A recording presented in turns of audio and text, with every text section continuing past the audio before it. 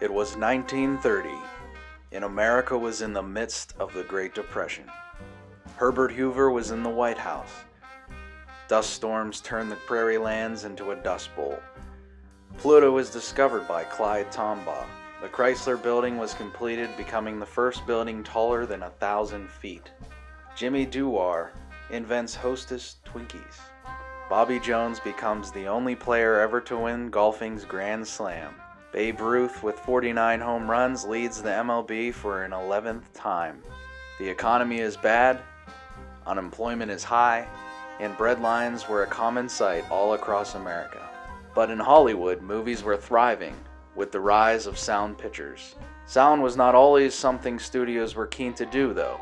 Sound cost money and was hard to synchronize with film. In addition, the studios feared that dialogue would hurt the appeal of many of the stars of silent film. However, 1927's The Jazz Singer changed everything.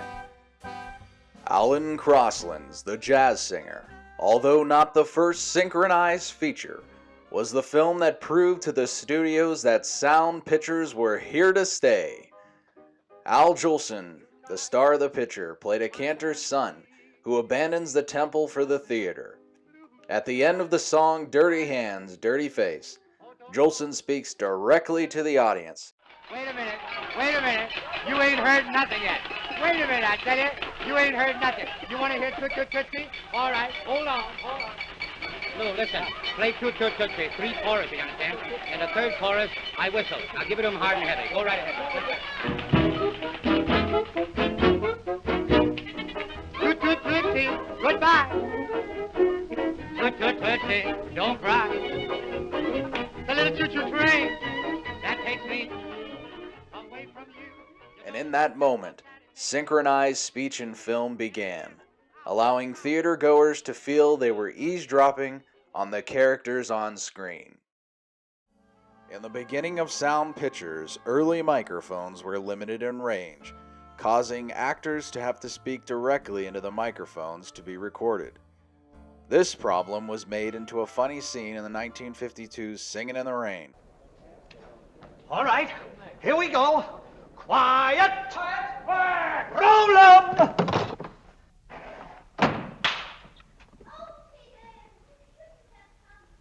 She's got to talk into the mic. I can't pick it up. Cut! What's the matter, Dexter? It's Lena. Look, Lena, don't you remember I told you there's a microphone right there in the bush. Yeah, You have to talk into it. I was talking, wasn't I, Miss Dinsmore? Yes, my dear, but please remember round tones.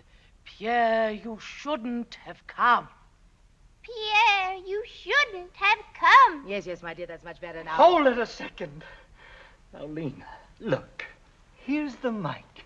Right here in the bush. Yeah. Now you talk towards it. The sound goes through the cable to the box. A man records it on a big record in wax.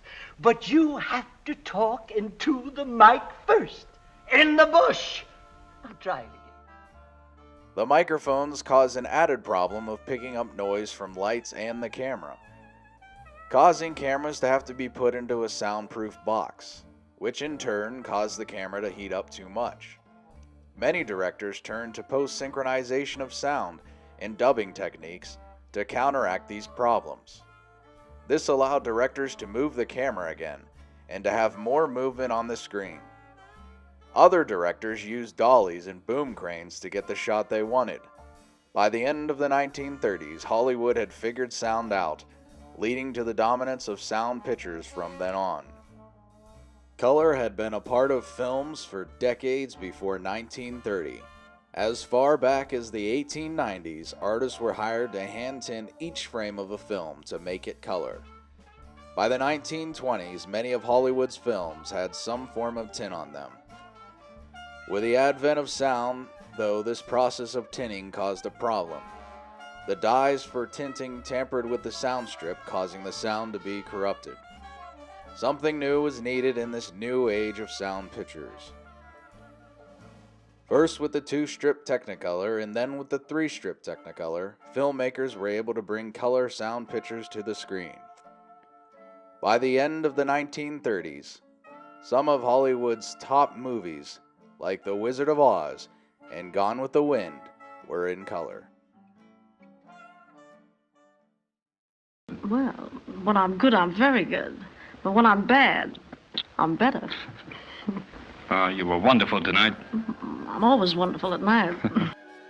By the end of the 1920s, some in America were concerned about content in Hollywood films, partly because of Mae West's sexual undertone and the violence in gangster films and other films of the time. This led to the film industry creating the Hays Code.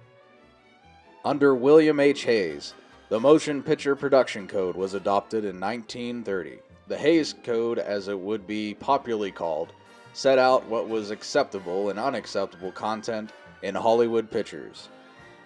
The code sets up high standards of performance for motion picture producers. It states the considerations which good taste and community value make necessary in this universal form of entertainment.